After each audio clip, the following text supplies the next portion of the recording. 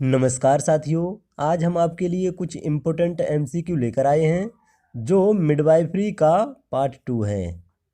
First MCQ है हमारा, pH of vagina during pregnancy. Pregnancy के समय वेजाइना का पीएच कैसा होता है? Option A acidic, option B basic, option C neutral, option D sometime acidic and sometime basic. देखिए, जो वेजाइना का पीएच होता है प्रेगनेंसी के समय वह 3.5 टू 4.5 होता है और 3.5 यह एसिडिक होता है। Option A is the right answer. चलते हैं नेक्स्ट क्वेश्चन की तरफ। नेक्स्ट क्वेश्चन है, which of the following sentence is false. Question क्या कह रहा है कि कौन सा सेंटेंस है जो फॉल्स है यानी गलत है। Option A, during pregnancy there is enlargement of body of uterus. Option B, weight of uterus at term is about 200 से 800 gram. Option C, in multipara at term the position of uterus is commonly anteverted. Option D, the shape of uterus become spherical beyond 36 week. देखिए, जो 36 week पर जो shape होती है uterus की वह spherical होती है, ये सही है। In multipara at term position of uterus is commonly anteverted, ये भी होता है। और weight of uterus at term about 200 से 800 ग्राम, ये नहीं होता है, क्योंकि जो वेट होता है यूट्रस का तो वह होता है 900 से 1000 ग्राम। तो ये इसमें फॉल्स आंसर है। Option B is the right answer. चलते हैं नेक्स्ट क्वेश्चन की तरफ।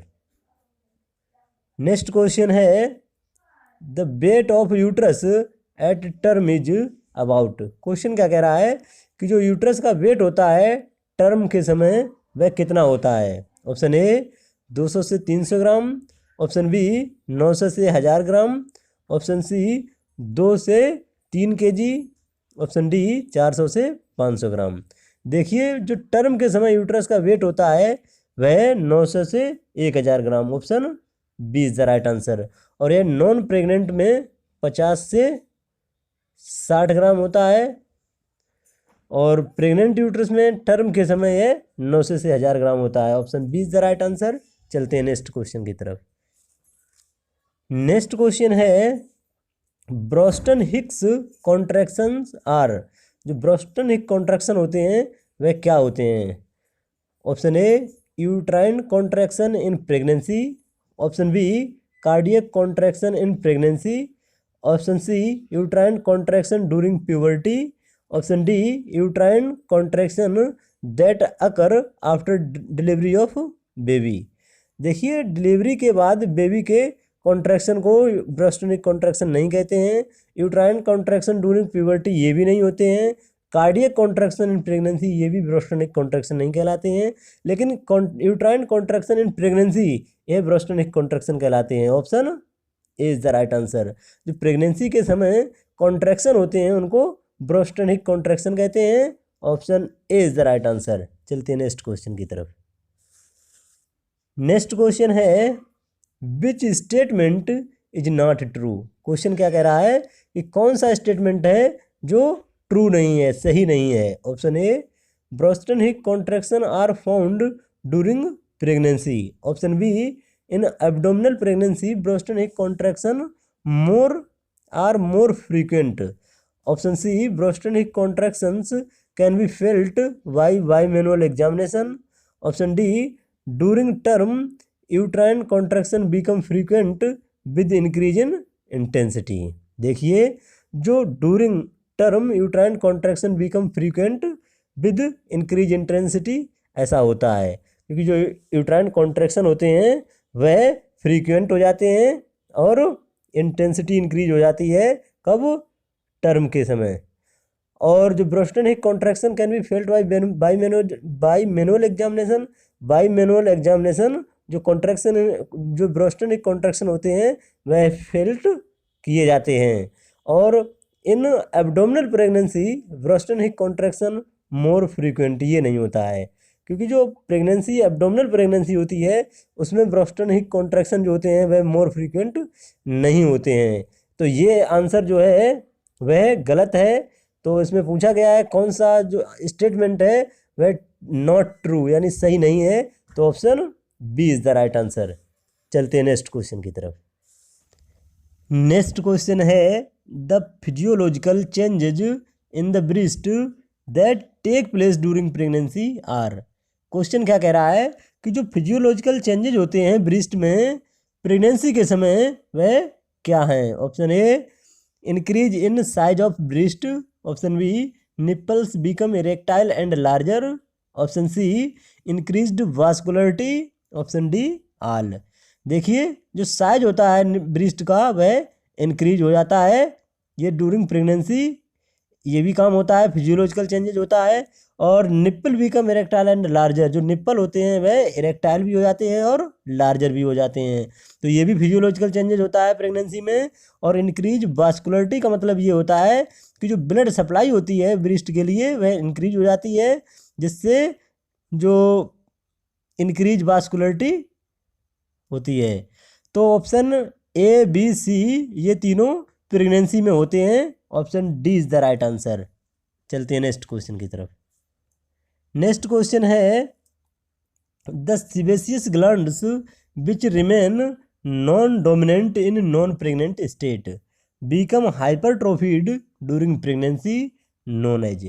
क्वेश्चन क्या कह रहा है कि जो सीबेसियस ग्लैंड नॉन डोमिनेंट होती हैं नॉन प्रेग्नेंट स्टेट में वह हाइपरट्रोफी हो जाती हैं प्रेगनेंसी में नोन एज, यानी क्या कहलाती हैं। Option A areola, option B Montgomery tubercles, option C Braxton Hicks contraction, option D axillary tails. देखिए जो एक्सिलरी टेल होता है यह ब्रेस्ट टिश्यू का एक्सिलरी एरिया की तरफ होना एक्सिलरी टेल कहलाता है। और जो ब्रोस्टन हिक कॉन्ट्रैक्शन होते हैं यह प्रेगनेंसी में यूट्रस में कॉन्ट्रैक्शन होते हैं। और जो सीबेसियस ग्लैंड होती हैं जो नॉन प्रेग्नेंट में नॉन डोमिनेंट होती हैं और हाइपरट्रोफी हो जाती हैं प्रेगनेंसी में, उनको मोंटगोमेरी ट्यूबरकल कहा जाता है। यह ल्यूब्रिकेटिंग सीक्रेशन करते हैं जो लैक्टेशन में हेल्प करता है। एरियोला जो होता है यह पिगमेंटेड एरिया होता है सराउंड द निप्पल। तो क्वेश्चन में जो पूछा गया है option B is the right answer. चलते हैं नेक्स्ट क्वेश्चन की तरफ। नेक्स्ट क्वेश्चन है in following which is an important sign of pregnancy. Question क्या कह रहा है नीचे दिए गए में से कौन सा है जो इम्पोर्टेंट साइन है प्रेगनेंसी का। Option A increase in size of breast, option B larger erectile and deeply pigmented nipple, option C squeezing of the secretion of breast who has never lactated, option D yellowish discoloration of the breast. देखिए question में पूछा गया है कि नीचे दिए गए में से कौन सा इम्पोर्टेंट साइन है प्रेगनेंसी का। वैसे तो सभी इम्पोर्टेंट हैं लेकिन जो सबसे ज़्यादा इम्पोर्टेंट जो साइन है प्रेगनेंसी का वह squeezing of secretion of breast who has never lactated. यह मोस्ट इम्पोर्टेंट साइन है प्रेगनेंसी का। तो option C is the right answer. चलते हैं नेक्स्ट क्वेश्चन की तरफ। नेक्स्ट क्वेश्चन है gestational age is calculated from. Question क्या कह रहा है जो गेस्टेशनल एज होती है वह कब से कैलकुलेट होती है। Option A first day of first menstrual period, option B last day of first menstrual period, option C first day of last menstrual period, option D last day of last menstrual period. देखिए जो gestational age होती है यह calculate की जाती है first day of last menstrual period. जब last menstruation का फर्स्ट डे जब से स्टार्ट होता है तब से उसको कैलकुलेट किया जाता है, काउंट किया जाता है। Option C is the right answer. First day of last menstrual period is the right answer. चलते हैं नेक्स्ट क्वेश्चन की तरफ। नेक्स्ट क्वेश्चन है which is the most common and ideal pelvis. Question क्या कह रहा है इनमें से कौन सी मोस्ट कॉमन और आइडियल पेल्विस है। Option A android, option B gynaecoid, option C platypelloid, option D anthropoid.